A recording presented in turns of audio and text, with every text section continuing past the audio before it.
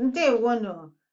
Hello everyone, I'm Yvonne Mbanefo, and in this video we're going to talk about how to introduce, or rather we're going to learn how to introduce yourself and others in Igbo language.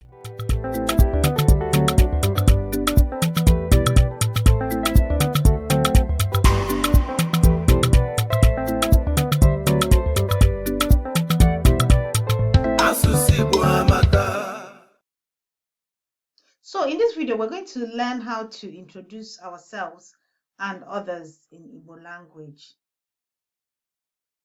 Ready? Let's begin. Ka anyị bido. Aha m bụ Chioma. Aha m bụ Chioma. Abụ m Chioma. Abụ m Chioma. Abụ m onye Igbo. Abụ m onye Igbo.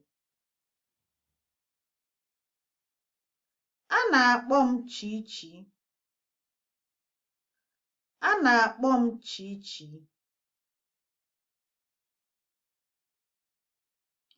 Aha gị bụ Ifesi.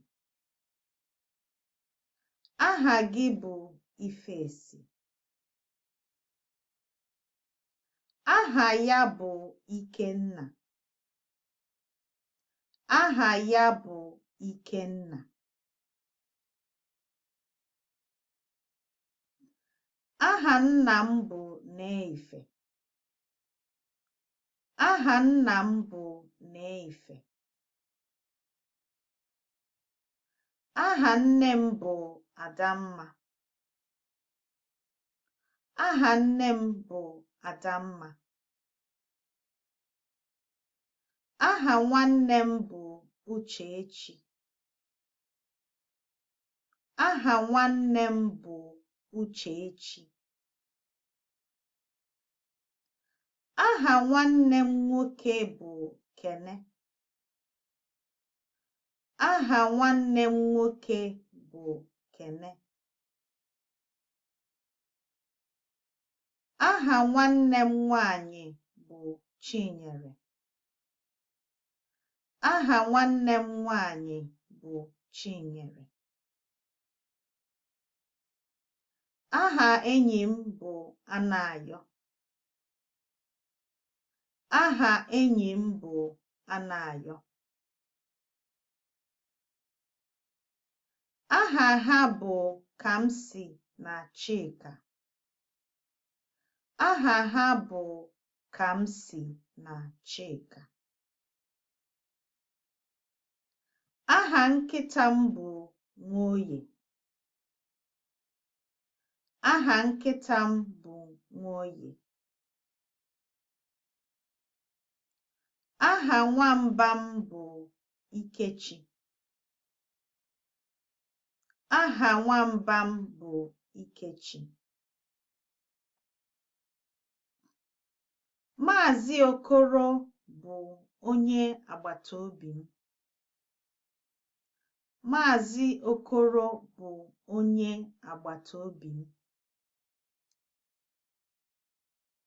Nwanyị ọma a bụ nne m.